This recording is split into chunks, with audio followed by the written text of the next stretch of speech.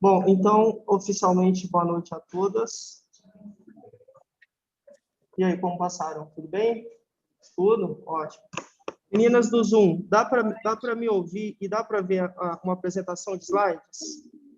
Não. Conseguem ver os slides aí? Sim, Perfeito. Obrigado. Então, vamos lá. Hoje a gente vai tentar fazer uma dinâmica um pouco diferente. Eu vou apresentar a aula e aí no final da aula no final de cada capítulo, aí a gente abre para perguntas, tá bom? Porque, por exemplo, a gente já ficou duas aulas e um capítulo só. A ideia é um capítulo por aula. Não, e aí talvez vocês podem ver, professor, mas o curso era para durar tanto tempo e a gente já passou 2 meses, por exemplo. E aí vai ser porque a gente fica se estendendo muito. Então eu apresento, aí no final do capítulo eu abro, aí a gente pergunta e tudo mais, tá bom? Só para a gente correr com conteúdo para atender o cronograma, que é bom para as duas partes, tá bom? Mas é a mesma coisa, a única diferença é que a gente faz a pergunta no final. Bom, vamos lá então. Nas últimas 2 aulas, a gente tem discutido muito sobre quem é o cuidador. Quem será que é essa figura, né? Será que o cuidador é qualquer pessoa? Será que qualquer uma pessoa serve para ser cuidador? A gente começou a ver na aula passada que não. Na verdade, existe um perfil e o cuidador precisa atender algumas características principais. E aí a gente até brincou no finalzinho da aula, eu comecei a coloquei algumas perguntas e falei que vocês não precisavam responder. Por exemplo, essas aí.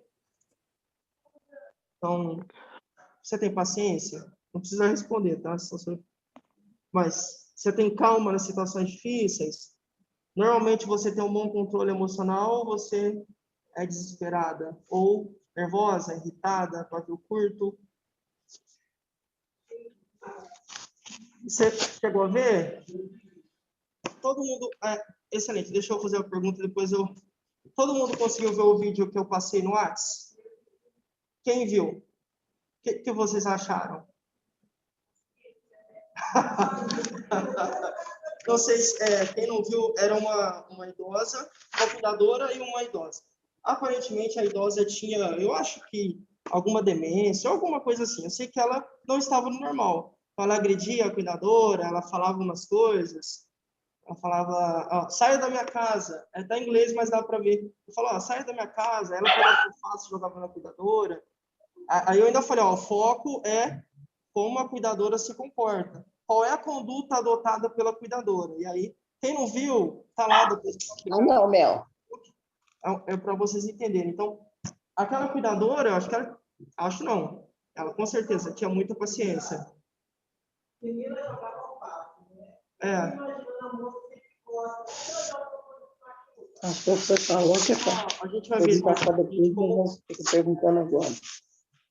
Eu vou falar em uma aula, mas mais para frente a gente vai ver o seguinte: pessoas com Alzheimer, normalmente quando a gente confronta, elas revidam. Se vocês assistiram o vídeo, vão perceber que quando a cuidadora falava alguma coisa, ela já devolvia na hora, tá? E aí tem uma técnica que a gente pode utilizar quando isso acontecer. Nem sempre dá certo, porque, lógico, a pessoa está alterada, né? Ela não tem discernimento, mas na maioria das vezes a gente consegue driblar assim.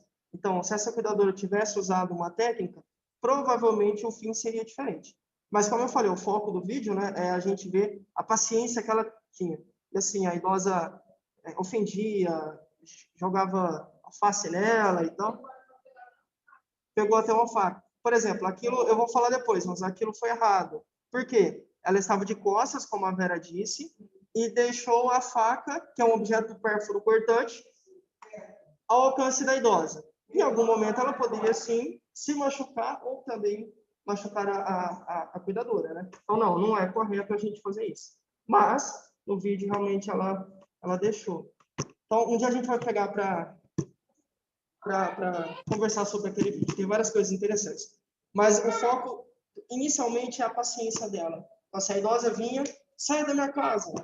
Ela, get out. Aí ela continuava. Então, assim, é uma resiliência que a gente precisa ter mesmo. Tá? Então, a paciência, atributo fundamental.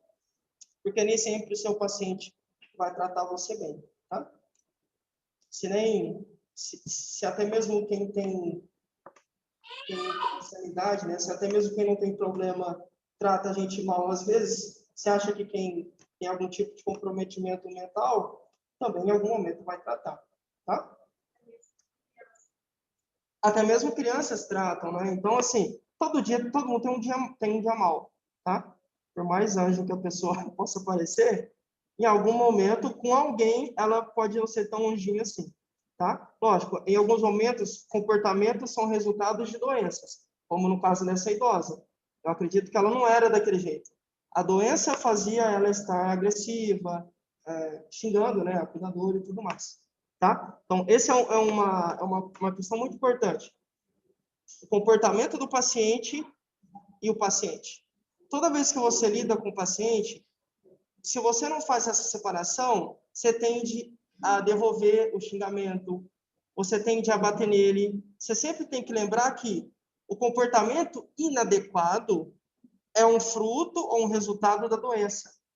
Então, a dona Maria não trata você mal porque ela quer. A doença faz com que ela trate você mal, entendem? O comportamento é uma coisa, a pessoa é outra completamente diferente. Por mais que você repudie, que você não concorde com o comportamento, então a paciente, né, no caso era uma idosa do vídeo, a paciente só agia daquele jeito. Eu não tenho. Não tinha mais os seus processos mentais preservados. E aí a ideia é que isso vá piorando dependendo da doença, tá? Vamos continuar. Então, você sabe lidar com atitudes indesejadas? Eu até dei o exemplo, né, do fim de ano. O paciente sobe na mesa, tira a roupa, faz striptease lá para todo mundo, assim. Então, é super indesejado. Ninguém gosta disso, né? Pode acontecer. Dificuldades no trabalho, não é só isso aqui, gente. Esses itens, na verdade, se vocês avaliarem, não é só para o cuidador. Você também tem que ter paciência se você for, sei lá, se você limpa a casa, você tem que ter paciência. Se você for professor, tem que ter paciência também. Empresário, médico, enfermeira, essas características, se vocês observarem, devem estar presentes, devem ser virtudes de todo e qualquer profissional, tá? Mas é que às vezes a gente sempre tem que estar lembrando que você, cuidador, também precisa, tá? Bom, mas isso a gente falou no ano passado, eu só dei uma resumida. Agora, isso a gente não falou. Agora aqui é a parte nova da aula. Vamos lá. Existe um site, depois vocês podem ver, eu vou deixar o link, que chama Classificação Brasileira de Ocupação. Toda e qualquer... Oi? Isso tá, eu acho que tá na apostila sim. Tá, é que eu não tô com a minha aqui. Deixa eu ver aqui.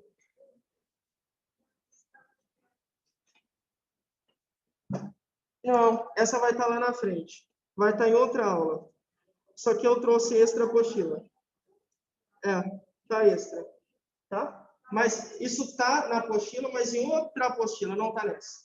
Mais para frente vai estar na apostila mesmo. Isso aqui eu trouxe, porque se vocês não entenderem isso aqui agora no início do curso, fica meio difícil, tá? Mas mais para frente tá. Não precisa copiar nada. Vocês não precisam copiar nada, a não ser que vocês queiram, tá? Porque no final da aula eu sempre mando para vocês um arquivo em PDF. Então, talvez seja melhor você só prestar atenção na explicação, mas se você quiser escrever, pode escrever, não faz. Porque escrever ajuda a guardar mais. Então, vai do jeito que você quer, mas não precisa escrever obrigatoriamente, porque eu vou mandar isso para vocês. Então, existe a classificação brasileira de ocupação, que basicamente define ou dá um significado para toda e qualquer ocupação. Então, o acupunturista, a pessoa que faz acupuntura, você tem o significado dessa atividade lá. A doméstica, você também tem o significado da atividade. Então, toda e qualquer atividade ou ocupação tem o seu significado aí nesse site que eu vou passar para vocês depois. E aí, o cuidador não é diferente. Veja uma definição que a Classificação Brasileira de Ocupação, que a gente chama carinhosamente de CBO. Classificação Brasileira de Ocupação. Vejam a definição que a CBO dá para a gente. O cuidador é alguém que cuida a partir das regras estabelecidas por instituições especializadas. Ou seja, um exemplo de instituição especializada, um hospital. Tá? Então, você pode ser cuidadora, pode ser cuidador de um hospital. E aí você vai estar debaixo de regras daquele hospital. Faz sentido, né? Um hospital tem seus regimentos internos, e você, enquanto funcionário do hospital, você tem que seguir o regimento, porque você está debaixo dele, tá? Então, o cuidador cuida a partir dessas regras de instituições, que pode ser um hospital, uma casa de repouso, um asilo, um centro de convivência, enfim, que seja uma instituição, tá? Você atende a essas regras ou não. Você atende a regras estabelecidas por responsáveis. Instituição, uma empresa jurídica. Um hospital, uma casa de repouso, um centro de convivência. Responsável direto, não. É um filho, uma filha, uma esposa, entendeu? Então, assim, é importante a gente entender. Enquanto cuidador, cuidadora, ou você segue regras de uma instituição, ou de um responsável direto. Então, por exemplo, uma filha, o pai dela tem Alzheimer. Ela vai contratar você. Ela não é uma instituição, ela é uma pessoa física. Então, ela seria um responsável direto. Tá? Então, a gente sempre vai seguir, pelo menos em tese, né, regras estabelecidas por uma instituição ou por uma pessoa física mesmo. Tá? Ou as duas, né? Tem gente que trabalha com as duas modalidades. Ou seja, o cuidador, então, é um indivíduo que, através de uma capacitação ou instrução familiar, daqui a pouco a gente vai ver que nem todo cuidador faz como vocês. Nem todo cuidador aprende em uma escola. Tem cuidadores que são formados pela vida. Tá? Então, imagina uma família que não tem muita condição, de repente o esposo tem um AVC. A família não consegue contratar um cuidador. Quem vira a cuidadora? A esposa. A filha, a cunhada, a nora, o filho, o irmão, alguém.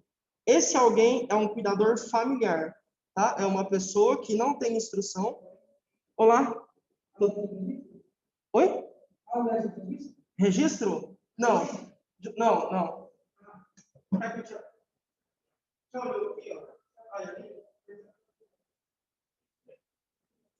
Tá? Então, a gente vai falar especificamente desse tipo de cuidador, que é o cuidador familiar.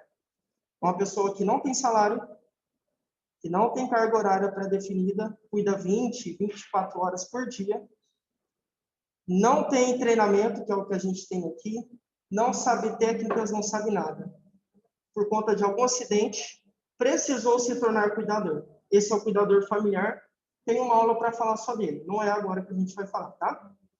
Então, ou por meio de uma capacitação, é o caso de vocês, ou por meio de alguma situação que fez com que você se tornasse um cuidador familiar, esse cuidador aprende habilidades fundamentais para cuidar com responsabilidade. Porque com responsabilidade, muitas vezes o paciente não consegue cuidar de si mesmo sozinho. Então, por exemplo, uma pessoa acamada, ela não consegue, um tetraplégico, por exemplo, que não tem movimento do pescoço para baixo, ele não consegue trocar de roupa sozinho. Se ele fizer o número 1 ou o número 2 nas calças, ele não consegue se trocar. Quem faz isso? O cuidador. Com responsabilidade. A vida do paciente está nas nossas mãos também. Então, se você não alimenta direito, o paciente pode morrer. Se não dá o medicamento certo, também pode morrer. Se não toma banho, ele pode desenvolver algumas doenças. Se a gente não escova os dentes, dele no caso, né, ou dela, não sei, também pode ter doenças. Então, a responsabilidade é uma virtude ou um elemento fundamental na vida do cuidador. Não só, né? Vou dar um exemplo aqui para vocês entenderem. Aqueles engenheiros civis, diretores da Vale, que assinaram constantemente, tem instituições que vão fazer vistorias. Lembra da Vale, aquela hidrelétrica? E aí, constantemente, o pessoal vai fazer vistoria para ver se está tudo certo, se aquilo não vai desabar, se não vai romper. E o engenheiro da Vale assinou falando que aquela de Mariana, por exemplo, estava tudo bem, estava tudo certo, mas ele sabia que no fundo não estava. E aí ele faltou com responsabilidade, mesmo assim assinou, e aí isso custou a vida de muitas pessoas. Então, não só o cuidador tem que ter responsabilidade, tá? Um bombeiro também tem que ter, um engenheiro, um médico, todo mundo tem que ter, mas isso é fundamental para nós, porque lidamos diretamente com a vida de um ser humano, tá? O que mais?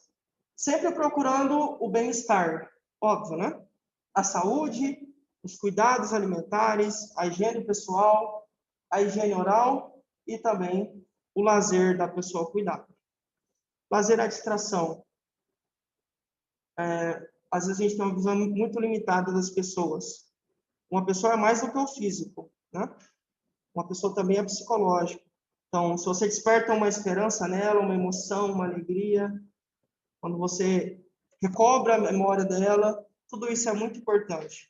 Tá? Foi o que eu falei, né? Nem sempre o físico dá para a gente fazer alguma coisa, mas o emocional a gente consegue, de alguma forma, atingir. Ainda hoje eu estava vendo um vídeo do Arlindo Cruz, lembram do cantor?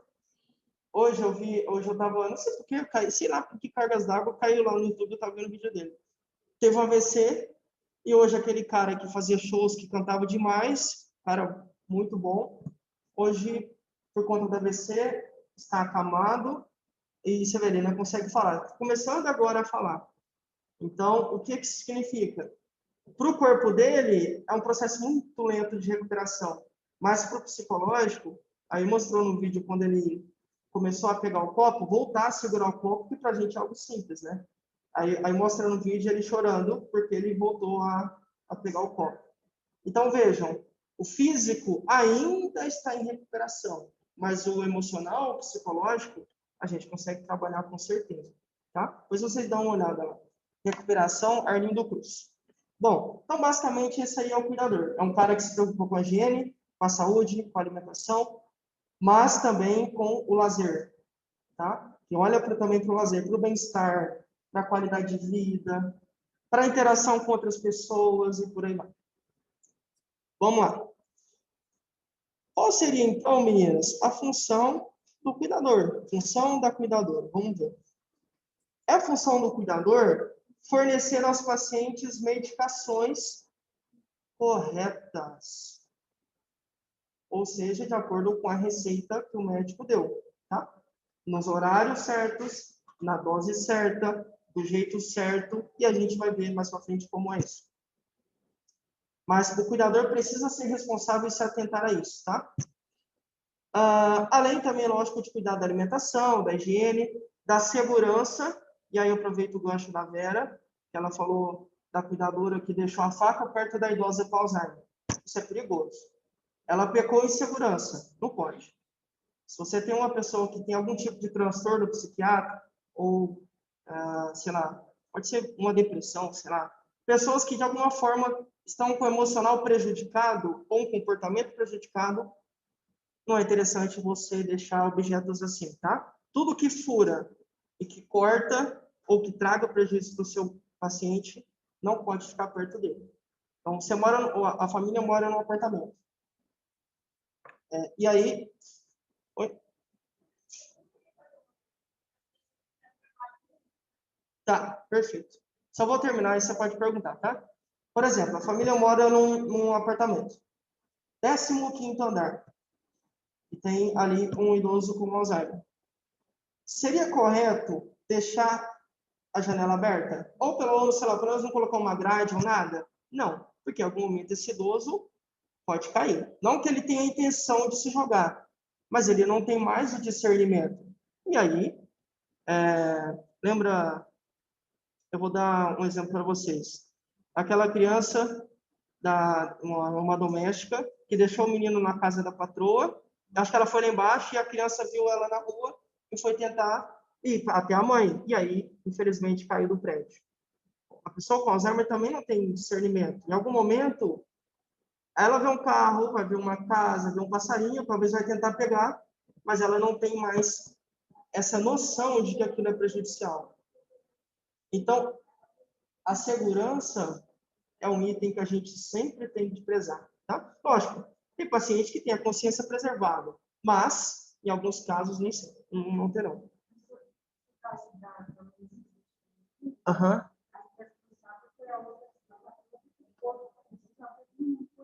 Que deixou ele... Então, assim, isso é uma outra questão. Segurança. Professor, mas eu não fui eu. Mas você estava talvez no celular. Então, nesse caso, eu não sei se ela estava no celular, onde a patroa estava e o que estava fazendo. Mas a responsabilidade, e aí de novo o item, né? Responsabilidade. Se você peca, em questões de segundos, isso pode custar muito caro. Talvez até algo irreversível, como, né, no caso, a criança perdeu a vida, uma questão de falta de atenção. É isso. Não, ele... às vezes, dependendo, é isso mesmo que acontece. Só queria a mãe. Mas isso pode acontecer. Então, assim, segurança, gente, acima de tudo. Você vai deixar, por exemplo, você cuida de uma criancinha. Vai dar banho nela na banheira, se esqueceu a toalha, você vai voltar no quarto para buscar a toalha? É arriscado. A criança pode se afogar. Entendem? Sempre segurança, inicialmente. Acima de tudo, segurança. Aí nesse caso, como a Dayana falou, quando você for dar o banho, a gente vai falar de banho mais para frente. Já tem que levar tudo. Foi a Michelle que falou? Quem falou? Foi você? Desculpa, achei que tinha sido... Quem? Então, eu vou dar banho. Então, você precisa levar tudo. Shampoo, né? Shampoo, sabonete, tudo. Bucha, toalha, tudo que você for precisar para não deixar o paciente sozinho e ter que voltar. E, às vezes, quando você vai voltar, o acidente aconteceu e aí é difícil, né, gente?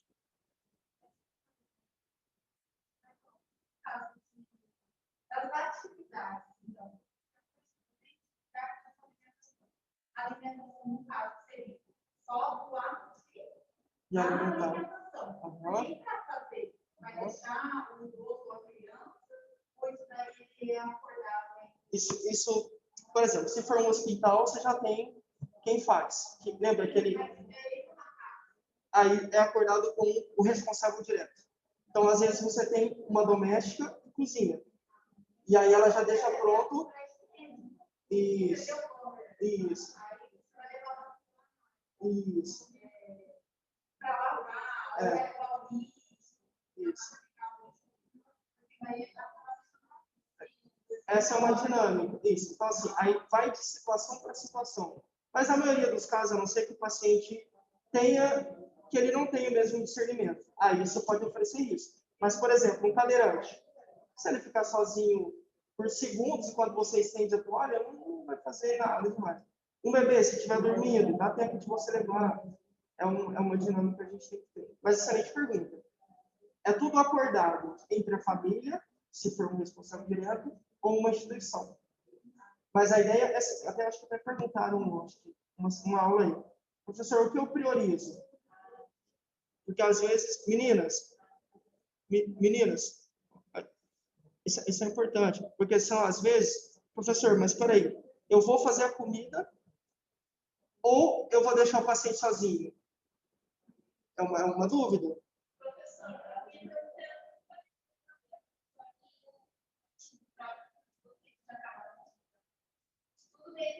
Uhum. Você vai preparar Uhum. tem alguém que se prepara. Só que, nesse caso, se aproveitar, você prepara a alimentação do seu paciente para ficar fazendo coisas domésticas. Não, deixa ela responder, mas eu falo para você assim.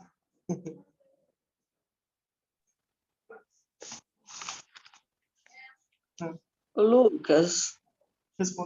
Responderam? Sim, acontece. Acúmulo de função. Olha, já que você vai cuidar da mamãe, será que você não pode passar um paninho também aqui? Você vai cuidar da mamãe, será que você não pode... já que você vai fazer a comida, você já não faz a comida para todo mundo? E aí, se você dá brecha, aí depois para você retomar a rédea fica difícil. É isso que eu tô te falando. Ou você pode caminhar. Isso. Mas às vezes, isso. Só que assim, se isso... você pode limpar a casa?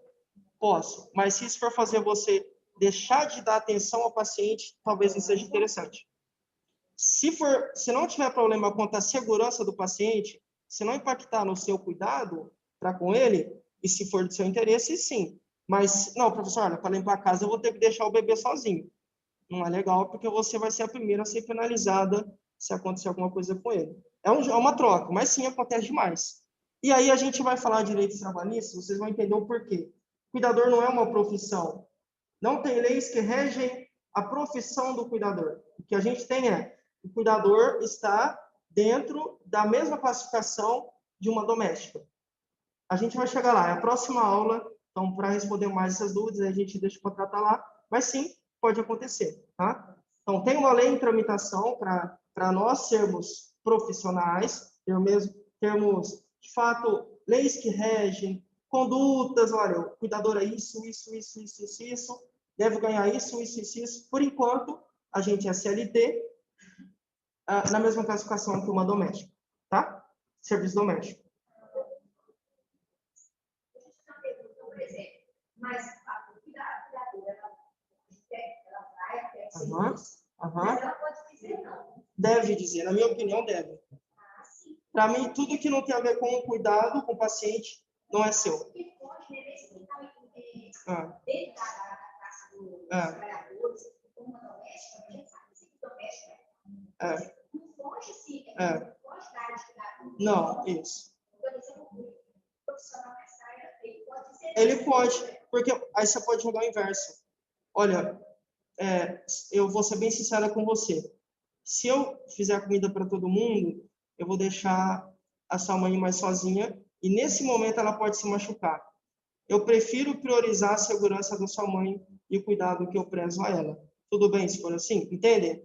Você não pode ser diretor, eu não vou, porque isso não é minha obrigação. Se você tem essa reação, você pode criar uma barreira ali já. Porque tem muitas cuidadoras que aceitam. Mas a minha amiga tem uma cuidadora que faz isso. E aí você precisa jogar o inverso. Olha, na verdade, eu não faço isso porque eu estou aqui para cuidar da sua mãe. Tudo que tem a ver com ela, tem problema. Então, sim, preparar a alimentação para ela, a alimentação já está feita, eu posso esquentar, tudo bem. Mas, porque eu não posso direcionar o meu tempo, usar o meu tempo para outras coisas, porque senão eu vou prejudicar o cuidado que eu dou à sua mãe. E eu acho que ela merece um cuidado ao meu máximo. Então, por isso que eu estou aqui para proporcionar para ela o melhor bem-estar possível, tá? Então, eu sou muito... Aí você pode começar. Olha, eu prezo muito pela segurança, eu não quero que aconteça nada com ela. E aí, se ela tiver um Alzheimer, aí fica mais fácil ainda. Olha, em algum momento, como você sabe, o Alzheimer, conforme o tempo passa, aí você começa a falar da doença, o que o filho pensa? Caramba, olha, essa aí é realmente diferenciada. Ela está preocupada com a minha mãe. Eu queria que ela fizesse uma coisa, eu não tinha pensado que poderia prejudicar a mamãe. Então, eu vou contratar outra. Entende? É tudo um jogo. É um jogo de cintura, mas você precisa deixar claro que o seu papel é cuidar da mamãe, do paciente. Mas se você é muito ríspida, bate direto, provavelmente vão substituir você. Tá? Mas é tudo jogo. Eu conheço cuidadoras que disseram não e continuam na casa há anos. Por quê? Foram sinceras. Isso é ser profissional, gente. É uma responsabilidade que você assume com cuidado. Se você pega muitas funções, o seu tempo vai ser dividido e você peca. Quem faz muitas coisas não faz nenhuma com qualidade, né? Tá? E você não vai ser diferente porque toda cuidadora aceita fazer isso. Não, eu não aceito. Não estou aqui para isso. Enfim, não com essas palavras, né? Mas um jeitinho. Como tudo na vida, né? Tem que ter um jogo de cintura, tá? Mas a gente vai falar um pouco mais na próxima aula, que é sobre direitos trabalhistas. Vamos continuar. Então, basicamente, essa é a função do cuidador. Tarefas. Eu vou mostrar para vocês algumas imagens aqui. Então, tem aí. Tá? Então, o idoso, o paciente não necessariamente tem que ser idoso, tá? Não necessariamente, pode ser um bebê. Uma gestante, alguém que fez cirurgia e precisa de ajuda. Eu fiz cirurgia, por exemplo, fiquei 2 anos não fiquei como eu estou hoje. Então, eu fiquei 2 anos, a minha vida foi bem, assim, bem diferente do que eu estou hoje. Então, eu precisava de um cuidador. Lógico, foi minha família que foi, é o cuidador familiar que eu vou falar para vocês daqui a pouco. Mas não necessariamente alguém tem que estar doente. Não é alguém que tem uma doença terminal, alguém que tem uma doença incurável, não. Às vezes, por um período, você temporariamente, você vai ajudar a auxiliar alguém, tá? Então, nem todo cuidador é idoso. Você pode cuidar também de um bebê, de uma gestante, de alguém que caiu de moto e quebrou a perna, por exemplo, e por aí vai, tá? Hã? Ah, sim. Tá? Então, vamos lá. Algumas tarefas que fazem parte da nossa rotina, tá? Isso é inerente.